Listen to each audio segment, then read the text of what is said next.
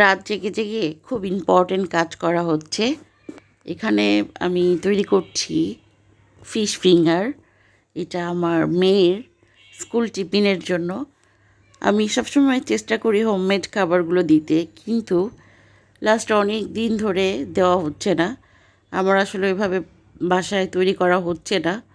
কি করব, যেহেতু স্কুল শুরু হয়ে গিয়েছে পুরো দমে, তো এখন ভাবলাম মেয়ের জন্য একটু সময় করে কিছু স্ন্যাক্স আইটেম বানিয়ে রাখি, যাতে কিনা ওকে সকালে টিফিন হিসাবে দিয়ে দেওয়া যাবে।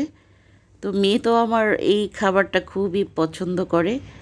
শুধু ফিশ ফিঙ্গার না, তার এই টাইপের যত কী বলে স্ন্যাক্স আছে, এগুলো তার খুব পছন্দ। তো আমি দিই ঘরে ঘরে বানানোর উপকারিতা হচ্ছে খুবই হাইজেনিক হয়, হেলদি হয়।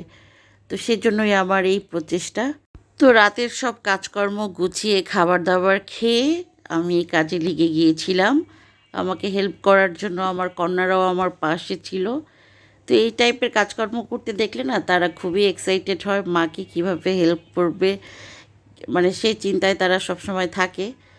তো এই তো এখানে এক এক করে প্রায় সবগুলো বানানো হয়ে গিয়েছে। তো আমি এভাবেই এই থালিতে করেই ডিপ ফ্রিজে রেখে দিব। তারপর হচ্ছে পরের দিন সকালবেলা একটা এয়ারটাইট বক্সে রেখে দিব। তো এই ছিল ছোট্ট ভিডিও।